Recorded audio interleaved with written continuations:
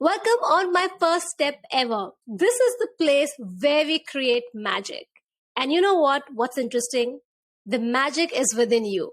And today we have such an amazing person who has taken on himself to create that magic within himself, investing a lot of his time in himself and made a life out of his own choice, out of his own will.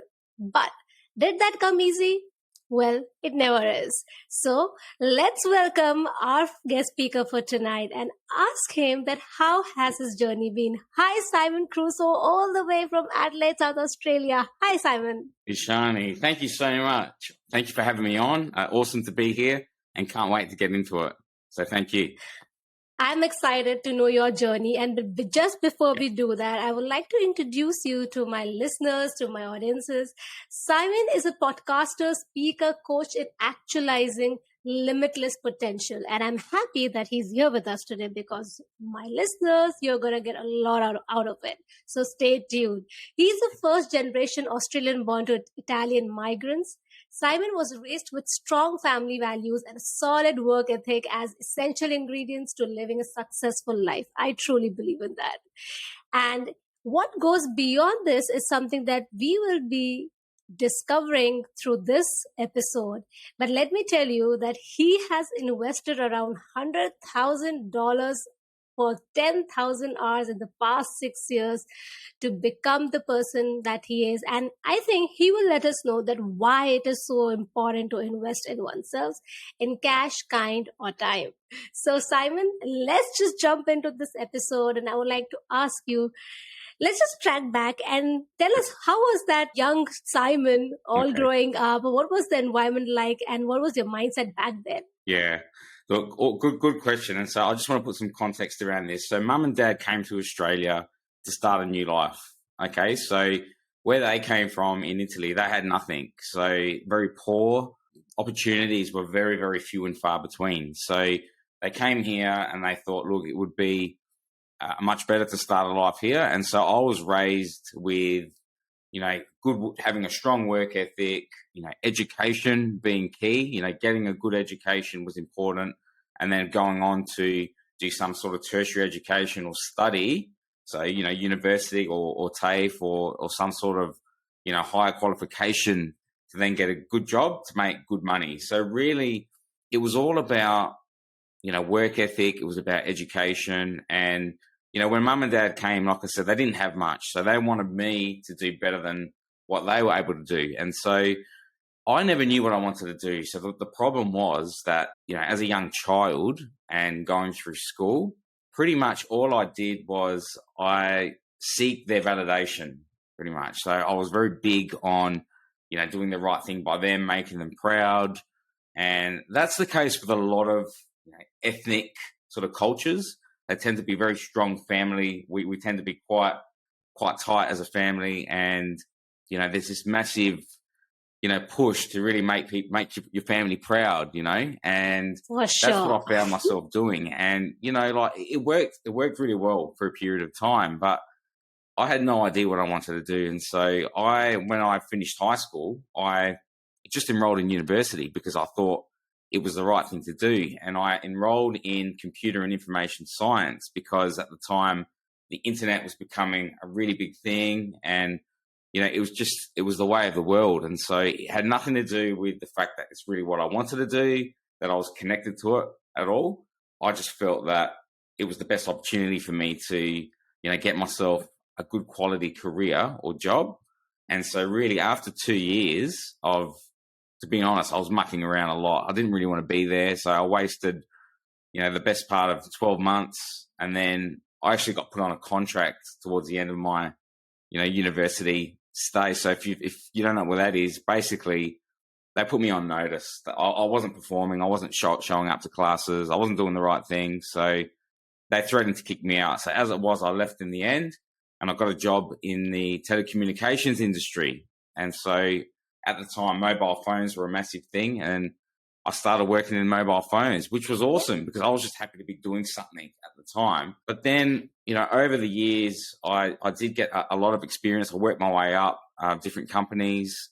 I went across many different industries. I had some pretty good jobs. So I had a job. I spent the best part of my career in the building industry as well as a key Interesting. account manager. So I would go around to like Melbourne and Sydney, all over Australia, managing large accounts, which was pretty cool. I was Y- never really satisfied, I was never really fulfilled.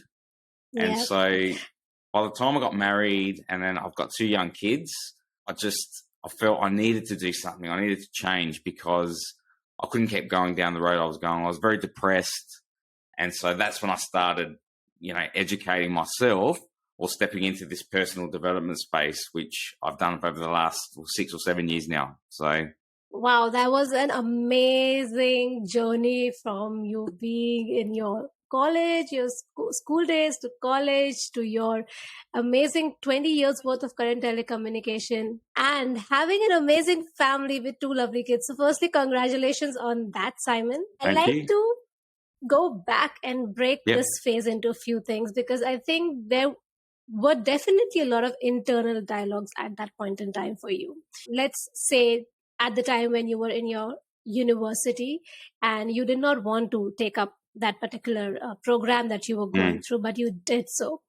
How did you deal with your internal dialogue? Because I think ultimately you suppressed it and you yeah. did go ahead with what you think you should be doing, which most of us do. And that is a Mm. reason that we are discussing this right now, so that people who are in that situation are able to get out of it sooner. So look, the dialogue was really that I just wanted to do what I thought was the right thing, and I was listening to what everyone else was telling me to do, and I didn't have the confidence to really, look in myself and discover what it was that I wanted to do. So I didn't know anything about my values as a person. I didn't know how to make decisions for myself. But I guess the dialogue at the time was that, I wasn't good enough, to think for myself, and that I was constantly needing to have discussions with everyone else. And so I fell into this habit of doing that. And so, as a result, I constantly needed someone to tell me that I was doing the right thing, the right thing. And so what it came down to for me was just an ability to, start to listen to myself. So spend some quiet time with myself. And this is how it all started. You've got to take time out. You've got to get away from everyone, turn everything off, and really start thinking about what it is that you want to do. And one of the best ways you can do that, in my opinion, is, and it's old fashioned, but just journaling, start writing things down. I don't know, Shani, whether that's something, you've done before, but what it does is it clears your mind because it enables you to, get things out of your head, to declutter what's going on in your mind space. And then you can actually just have a look at what you're dumping on paper. And that just has a profound effect on you. And the other thing I started doing as well was I started practicing gratitude as well. And that is because, what we think about is what we become. And so if we're able to, see the good in what we've got, then, I'm a massive believer that we get more of that. We get more of what we think about. We get more of what we put out there in the world. And so gratitude for me was the next thing that enabled me to really step into my own potential, step into myself, and to start making decisions for myself because I was so grateful for where I progressed as a person and where I was going.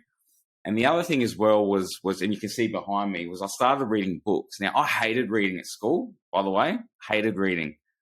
I rarely read a book throughout school, but once I discovered, the power of books, and not just books, but, being able to study people, mentors come in all different forms. And so you're able to find so much wisdom by reading. And if you don't like reading, then there's, podcasts like this these days. They're so accessible as well. So I found those things were what sort of got me started moving out of this mindset of having to always seek validation from someone to then stepping into my own space, my own power, and then starting to make decisions for myself.